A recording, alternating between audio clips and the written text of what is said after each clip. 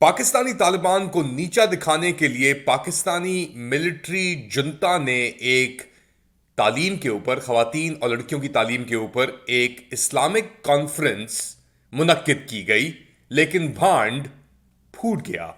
Late Ali show you کے اس episode میں آپ سب کو خوش آمدید۔ Do like, subscribe and share this content. بات شروع کرتے ہیں organisation of Islamic cooperation OIC کی ایک 2 روزہ لڑکیوں کی تعلیم کے اوپر ایک کنونشن منعقد کی گئی، کانفرنس منعقد کی گئی، girls education in Muslim communities, challenges and opportunities aimed challenges opportunities. اور اس کا کیا مقصد تھا؟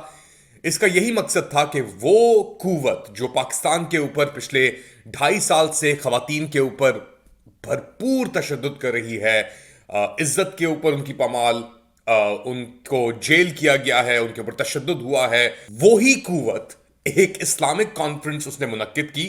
اور طالبان، افغان طالبان جو حکومت ہے جس نے لڑکیوں کی ایجوکیشن کو، تعلیم کو بالکل ہی بین کیا ہوا ہے، بالکل ہی غیر مناسب طریقے سے وہ بھی ایک تشدد کر رہے ہیں اپنی عوام کے اوپر، تو اس تشدد کو استعمال کرنے کے لیے یہ پاکستان نے کانفرنس کی، کیونکہ پاکستان اور افغانستان کے تعلقات بہت خراب ہیں۔ اور کیوں یہ استعمال ہوا ہے، یہ کیا اس کے پیچھے سرکمسٹانسز تھے اور کیا وجوہات ہیں ہمیں آپ بتانے کی۔ افغان طالبان تو کہہ رہے ہیں کہ بھائی پہلے آپ اپنی خواتین کے ساتھ آپ زیادتیاں کر رہے ہیں، اس کے اوپر آپ جا کے فوکس کریں۔ سیاسی طور پہ کوئی بھی چیز یوز کرنا نامناسب ہے، اور اگر یہ سمجھ رہے ہیں پاکستانی کہ جی یہ دکھا کے یا یہ سب کچھ کر کے وہ افغان طالبان کو نیچا دکھا دیں گے، یا امریکیوں یا NGO کمیونٹی یا سیکٹر کے ساتھ اپنے آپ کو اوپر کر دیں گے، تو یہ ان کی بہت بڑی غلط فہمی ہے، کیونکہ یہ پوری گھسپیٹیا گورنمنٹ ہے۔ مگر ایک انٹرسٹنگ یہاں پہ چیز ہے، ہم یہ NGO سیکٹر اور USAID کی بات کرتے ہیں جب، تو اس کے اندر آبویسلی بائیڈن حکومت کا بہت بڑا ہاتھ تھا، اور بائیڈن حکومت تقریباً $300 سے $400 ملین پاکستان کو ہر سال دے رہی تھی یہ NGO سیکٹر کو ریوائیو کرنے کے لیے۔ اس کے اندر جینڈر نیوٹرلٹی یا جینڈر ایکوالٹی کے بھی انیشیٹوز تھے، اس کے اندر LGBTQ کے بھی انیشیٹوز تھے، اور ریسیپینٹس کے اندر آبویسلی سر فہرست ڈاکٹر اوان، محروب اوان، وہ جو اپنی جنس تبدیل کر چکے ہیں، ایسے لوگ بھی، یہ سب گرفٹرز ہیں جو بین الاقوامی اداروں سے، زیادہ تر USAID کی فنڈنگ سے اپنے دھندے چلاتے ہیں اور استعمال ہوتے ہیں اکثریت پاکستان کے اندر جو ہے اس کے اوپر۔ لیکن سب سے اہم پہلو اس کانفرنس کا یہ تو تھا کہ آبویسلی یہ منعقد کی گئی تھی نیچا دکھانے کے لیے، بٹ یہ OIC سمٹ کے اندر ملالہ یوسفزئی، پاکستان کی واحد نوبیل پیس پرائز وننگ لوریٹ اور گرلز ایجوکیشن یعنی لڑکیوں کی تعلیم کی جو ایمبیسڈر ہیں UN کی، وہ پاکستان آئیں اور انہوں نے شرکت کی۔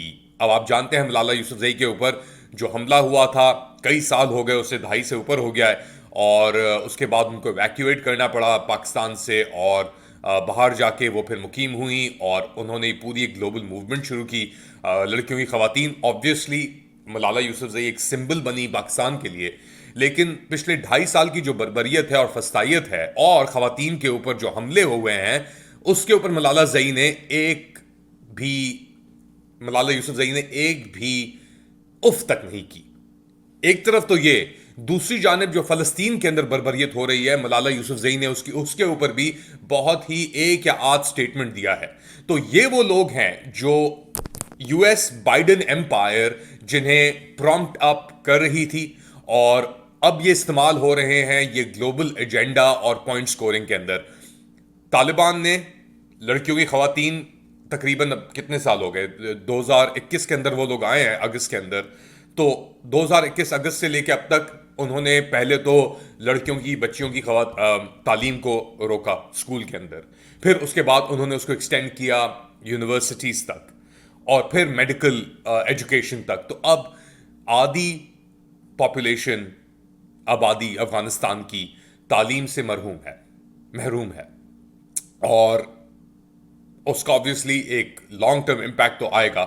افغانستان کے اوپر ہم تنقید کر سکتے ہیں، جاری رکھ سکتے ہیں، لیکن اس ایشو کو پولیٹیسائز کرنا ایسے وقت پہ جب پاکستان نے سینکڑوں کی تعداد میں لوگوں کو، خواتین انکلوڈڈ، جیل میں رکھا ہوا ہے. اس کے اندر کئی خواتین ٹک ٹاکرز بھی تھیں جن کو اٹھایا گیا اور ابھی تک ان کا کوئی اتا پتہ نہیں ہے. اس کے علاوہ پاکستان نے 72 سالہ خاتون کو جیل میں رکھا ہوا ہے جو کینسر سروائیور ہیں، ڈاکٹر یاسمین راشد.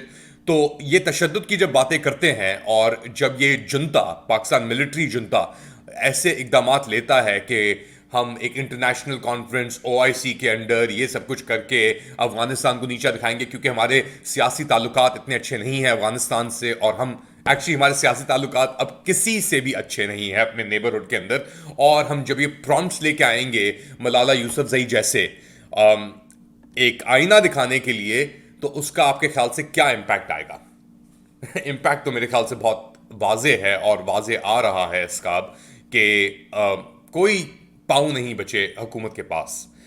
اور وہی حکومت، وہی نظام جو جس نے وہ سرکمسٹانسز کریٹ کی جس کے اندر ملالہ یوسفزئی کو گولی ماری گئی اور وہ بچ گئیں، اب وہی ملالہ یوسفزئی اسی نظام کے دفاع کے لیے آ رہی ہے، پاکستان آئی ہے، اور یہاں پہ یہ کانفرنس کے اندر پاکستانی طالبان، بیسکلی پاکستان نے افغان طالبان کو نیچا دکھانے کے لیے استعمال بھی ہوئی ہیں.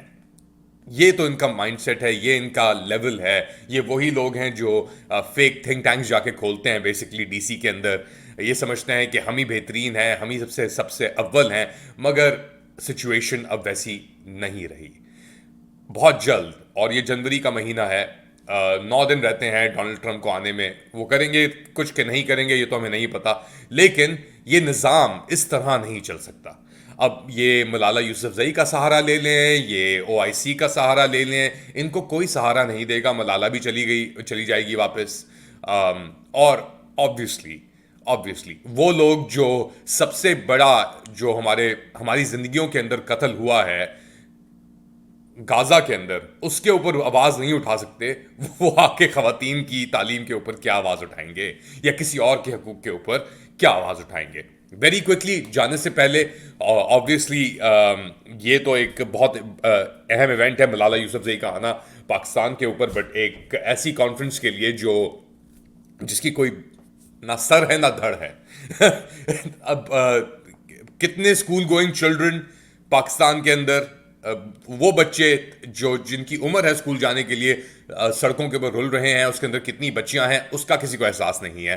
تعلیم، ایجوکیشن کا جو سٹینڈرڈ ہے وہ ہمارے سامنے ہے. اور انٹرسٹنگلی جو ایجوکیشن منسٹر ہیں خالد مقبول صدیقی صاحب، یہ خود ہی ایک ناجائز فارم 47 کی پیداوار ہیں. ان کو کس طریقے سے لے کے آیا گیا اقتدار کے اندر MQM کو، یہ ہم سب جانتے ہیں. کراچی کے اندر کیا ہو رہا ہے وہ بھی ہم سب جانتے ہیں. تو اب جو لوگ شیشوں کے گھروں میں رہتے ہیں انہیں اوروں کے اوپر اور گھروں کے اوپر پتھر نہیں پھینکنے چاہیے، کیونکہ یہ نظام بالکل ہی ڈیوائڈ آف اینی کریڈیبلٹی ہے. اور obviously اب کوئی بھی اپنا چیز بچی نہیں کہ آپ کہیں گے یار نہیں یہ اس طریقے سے نہیں، اس طریقے سے، چاہے وہ بلاول بھٹو ہو، چاہے وہ مولانا فضل الرحمان ہو، چاہے وہ خواجہ آصف ہو، ایاز صادق ہو، مریم نواز ہو، اسد کیسر ہو یا علی ظفر ہو، یہ باتیں بھی کر رہے تھے، ان کی کانورسیشنز بھی چل رہی ہیں پاکستان تحریک انصاف کی کمپرومائز لیڈر کے ساتھ. تو اٹس آل کلیئر، سب چیزیں سب کے سامنے واضح ہیں. نیریٹو بلڈنگ آپ کو ایک حد تک لے کے جا سکتی ہے. ملالہ یوسفزئی کو آپ نے امپورٹ کر لیا دوبارہ دکھانے کے لیے، او دیکھو طالبان طالبان طالبان. تم اپنے ساتھ کیا کر رہے ہو؟ اور اب تو تمہارے اہلکار بھی جا رہے ہیں، ڈونلڈ روم بھی چلا گیا اب تو، صحیح ہے. جین میریٹ ہے اور اس کی ملاقات ہوئی ہے محسن نقوی کے ساتھ، اور محسن نقوی صاحب نے ان کو گارنٹیز دی ہیں جین میریٹ کو کہ ہم جن لوگوں کے پاس افغانیوں کو لے کر ہی کہ جن لوگوں کے پاس پراپر ڈاکیومنٹیشن ہے انہیں ہم ڈپورٹ نہیں کریں گے.